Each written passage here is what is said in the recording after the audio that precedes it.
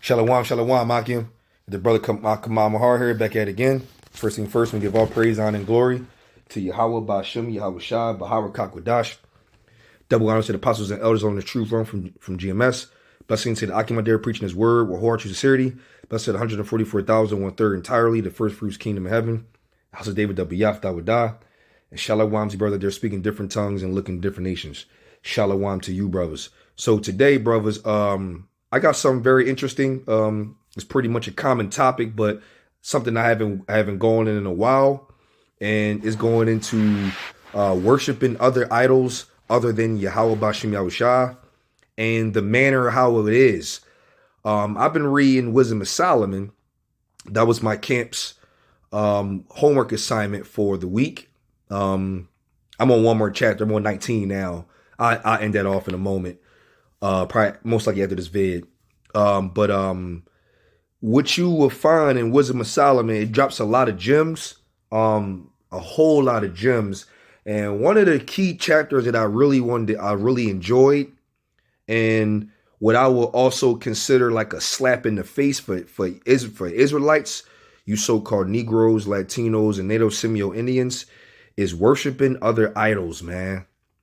And you know how Wisdom of Solomon goes into how like vain it is. And like we know about false idols in general. We know they're not real and things of that nature. But Wisdom of Solomon, predominantly the 13 and the 14 chapter, there's some little hits in 15 as well. But 13 and 14 hits really hard. And if the spirit was on you to read that, and to understand the idea of Yahweh Bashim Yahushua, or what you would say the God of the Bible, and what that will pretty much entail, and you read Wisdom of Solomon 13, you are going to feel like shit. And you will question exactly everything you're doing. But we know it's of the spirit and power of Yahweh Bashim Yahushua to, put the spirit on you to even be in this ministry on the right doctrine. Pursuing the Jeremiah 15 and 3, I believe. Is that Jeremiah? Well, let me hold up. Jeremiah. Let's go ahead. Just real quick. I want to butcher that. Jeremiah. That's the spirit. Wasn't even going at this. Jeremiah 15 and 3. No. So it's 3 and 15 then.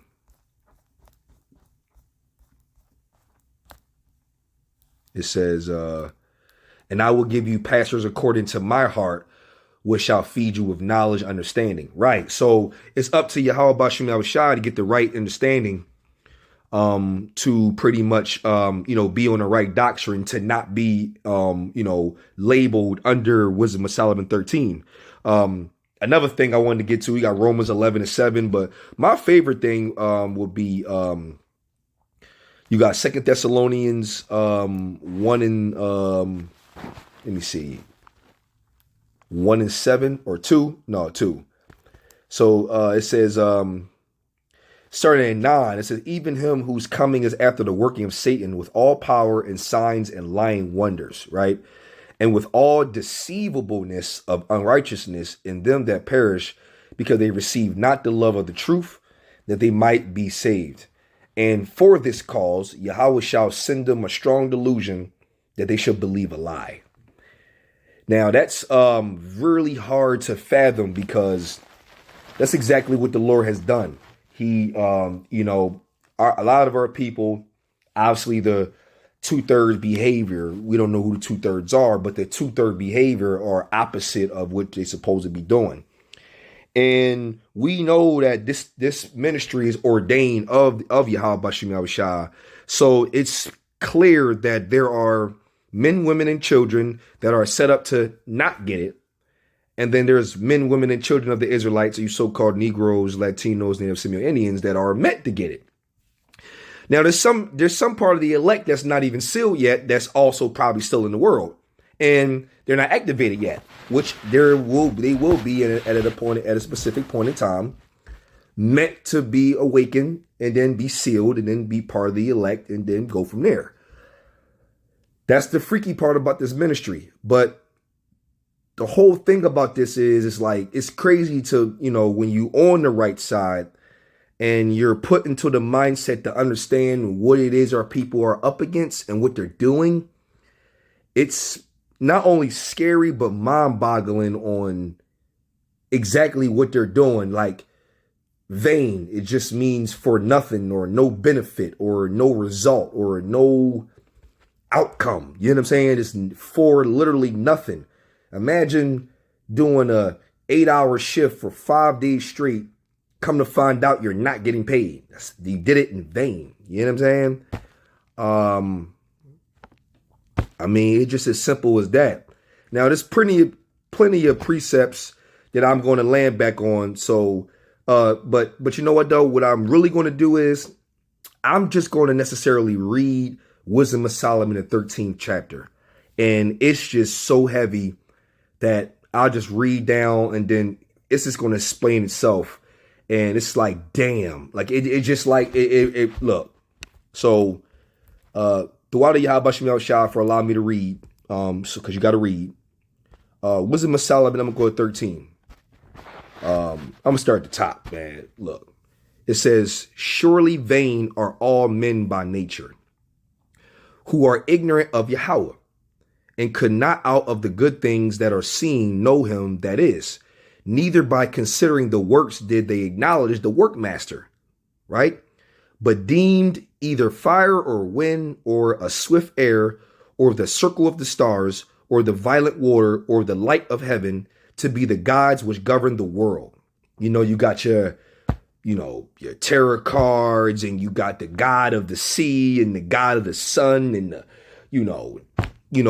horoscopes and Gemini and Aquariuses and Leo and all that extra dumb shit that people will go for and depict their behaviors, their way of living, who made what, who believe in what, who created what. They will lord all those extra things rather than Yahweh Shem Shah. But here's the thing though. Let's keep on reading on all those things that they're worshiping. Listen to what it says about them, which is just deep. With whose beauty, if they being delighted, took them to be gods. Let them know how much better the Lord of them is. For the first author of beauty have created them. You see that? So there's all this worshiping the sun, the moon, the water, the wind, stars, galaxies, who knows, all the above. But then again, after everything that they're worshiping, they're not mentioning the one creator who actually made the things that they're worshiping. That's the crazy part about it. So I don't want to keep going into examples, but you made this, and that, and then it's worthy enough for people to give you credit for doing so. But not only did they not give you credit, they're crediting the things that you made, forgetting about you entirely. You know, I'm just breaking it down, but damn. 4. But if they were astonished at their power and virtue, let them understand by them how much mightier he is that made them. Right. So these things have no power, but only of the power that was given that gave them the actual existence of the man who made it. For by greatness and beauty of the creatures proportionably, the maker of them is seen. But yet, for this they are the less to be blamed, for they peradventure err, seeking Yahweh and desireth to find him. For being conversant in his works, they search him diligently and believe their sight, because things are beautiful that are seen. Right. So they're not looking at the Lord, they're looking at how beautiful how beautiful the Lord made things, and then use the beauty of what was created by the Lord as their particular situation that they're going to worship. It's retarded. Howbeit neither are they to be pardoned. For if they were able to know so much that they could aim at the world, how did they not sooner find out the Lord thereof? Right. But miserable are they, and in dead things is their hope. You see that? In dead things. These things don't hold no weight. And it says, who call them gods? The god of the sun, the god of the water, your Herculeses and your Poseidons and your Apollos and Zeus and all these Kratoses and all these different gods made up of man-made objects like the sun, Hermes, the messenger, you know what I mean? All this bullshit. And other gods in other areas and however it works. Hades and all this crazy shit, right? And then it says, which are the works of men's hands. Gold and silver to show art in, and resemblances of beasts, or a stone good for nothing, the work of an ancient hand. So they're carving up, making different. You got Buddha, and you got like deer with antlers on it, with little all kinds of wings and animals and all types of bullshit that's made by a human, made by Yahweh, by Shem Yahushua, and then they're taking these objects and worshiping them like these things are Yahweh. It's a slap in the face. And it's all created by man, worshipped by man. Now a carpenter that fell of timber, after he have sawn down a tree, meet for the purpose, and taken off all the bark skillfully round about, and have wrought it handsomely, and made a vessel thereof fit for the service of man's life. Insane. And after spinning and refuse of his work to dress his meat, have filled himself, and taking the very refuse among those which serve to no use, being a crooked piece of wood full of knots, have carved it diligently when he have nothing else to do, and formed it by the skill of his understanding, and fashioned it to the image of a man. Caesar Borgia, Buddha, Allah, the Mecca stone over in the Middle East, that's man-made, and here they go walking in circles on a ceremony, worshiping nothing, a rock. They worshiping a rock, and it really has no weight. There's nothing alive from it.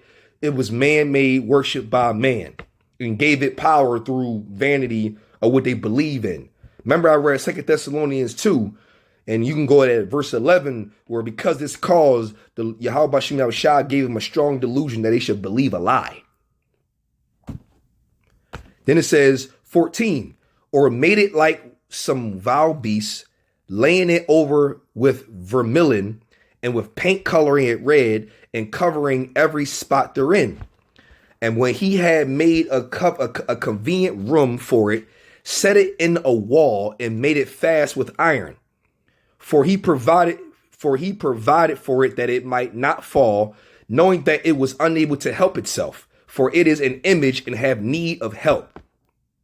So they make this stuff themselves into a beast or whatever it is that they're worshiping, whatever creature or object or whatever they make. They put it with iron, they set it up on a wall, they fashion it, they put it in place, they make sure it's safe. And in order for it to be safe, they have to attend to it to make sure it's okay with their own hand, the thing they created and gave power to it themselves.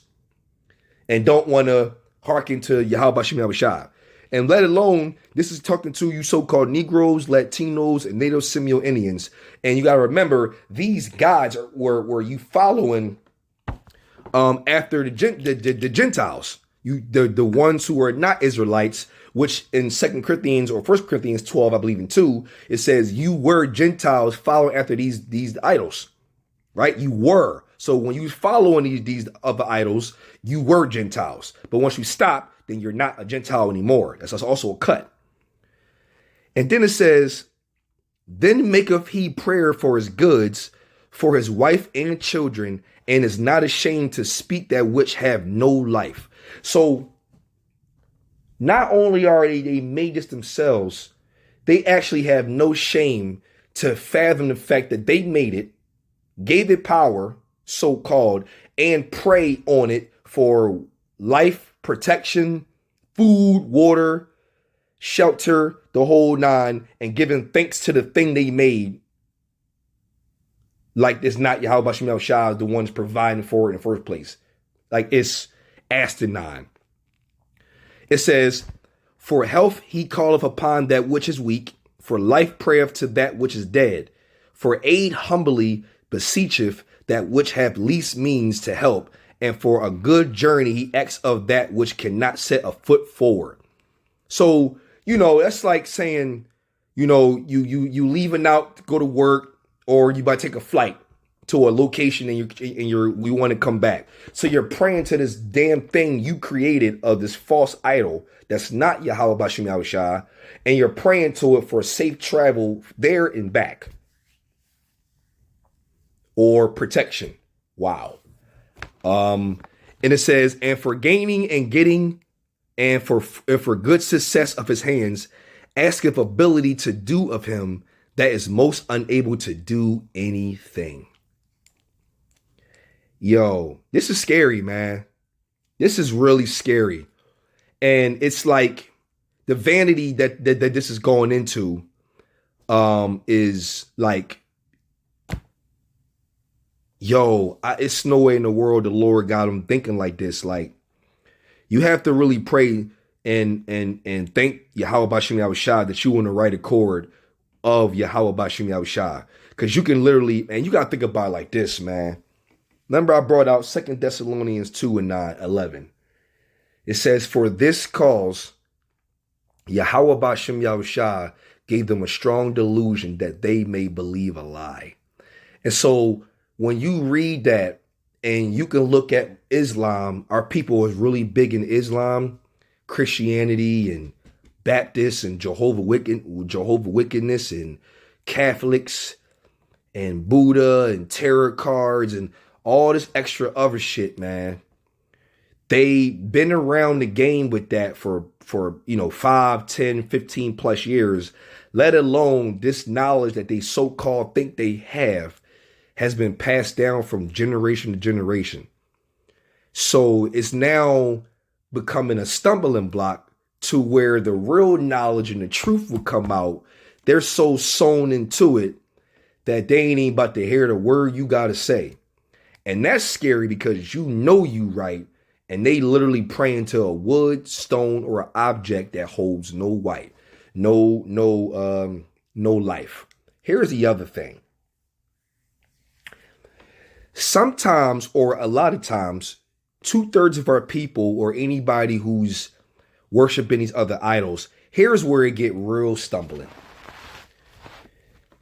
They may also pray to something that don't exist, and the Lord will have mercy on them to give them what they actually desired for a more of a stumbling block.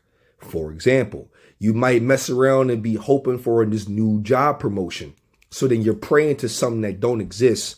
And then when you pray for it, and which is you're praying to nothing, the Lord grant you that job position. Who are you? So now once you get that job position, now how much more of a stumbling block are you in?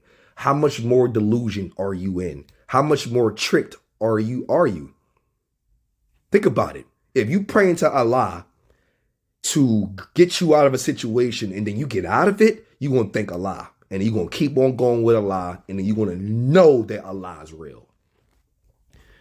That's why that's 2 Thessalonians 2:11, man. Is real rap. Because you going to believe it and you ain't letting go. Unless the Lord put a spirit on you to make you believe. But the Lord mess around, had you deep in there for a reason that we ain't going to understand.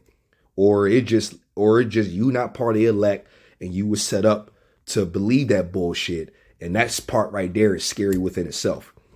Here's one part in Wisdom of Solomon 14 at the very bottom that this whole thing goes into too. But I wanted to go to the very bottom, this particular precept, and I'm gonna end off with this one just for a mocking situation.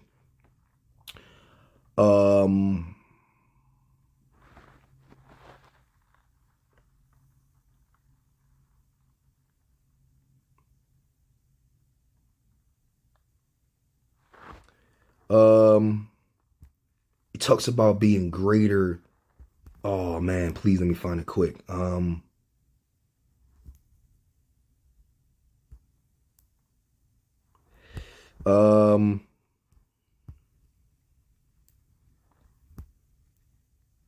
Like they're better. Multitude forced to be making resemblance, diligence. Shortly at the end, worship commandments. It goes into how you're worshiping something that you're greater than. Oh man, it was a great precept. Oh man. Or maybe it was the beginning of 13 actually. No, I read the whole entire 13, so it wasn't that. Let me see. I gotta find it. Path of the Waves. Nevertheless, the works, wisdom shall idle. Hope of the world. Blessed the wood. Yeah, it's going into false idols as well. Him that made it. The creature, stumbling block. Ah, man. It was going into how they eat. They may express image whom flatter the absent. Fort, more superstition. Force all skill. Took him to God for good. Little. Moreover, it's not enough.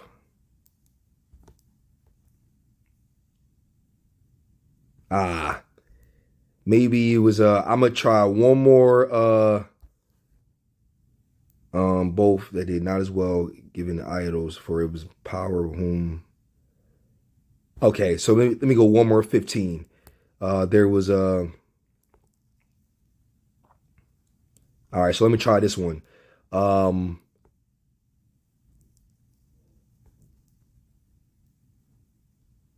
Living spirit and offend very babes, slow to go, God like himself. Borrow own spirit, fashion that make God.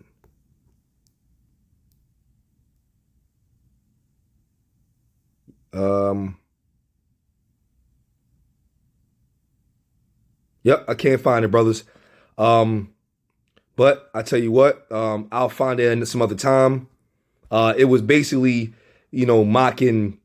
It was mocking the people who actually worship these other idols, and it was talking about how it's crazy how that they're the ones being created and they are nothing, and they don't have no living soul, no living spirit.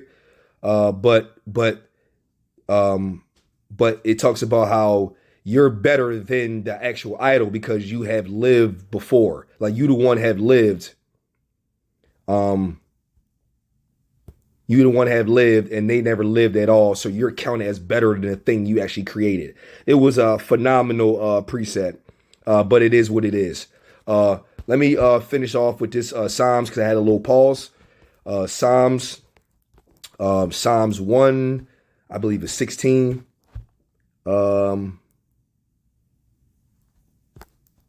15.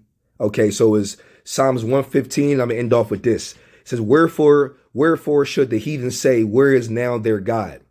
Right? It says, but our God is in the heavens. He have done whatsoever he have pleased. That's Yahweh Bashem Yahushua. It says, their idols are silver and gold, the works of men's hands. They have mouths, but they speak not. Eyes have they, but they see not. They have ears, but they hear not. Noses have they, but they smell not.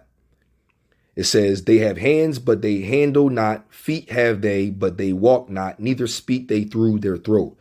They that make them are alike unto them. So is everyone that trusteth in them. Right? It says, O Israel, trust in Yahweh Bashem Yahushua. He is their help and their shield. Abarachasad is edifying to you, brothers, Lord willing. We'll give all praise, honor, and glory to Yahweh Bashem Yahushua, Bahar Kakwadash. Double honor to the apostles and elders learning truth from. Blessing to the Akim there preaching his word. With whole-hearted sincerity. Blessed 144,000, 1/3 entirely. The first fruits kingdom of heaven. That's David the Biyaf Dawadah. And Shalom to brothers out there speaking different tongues and looking different nations. Shalom, brothers.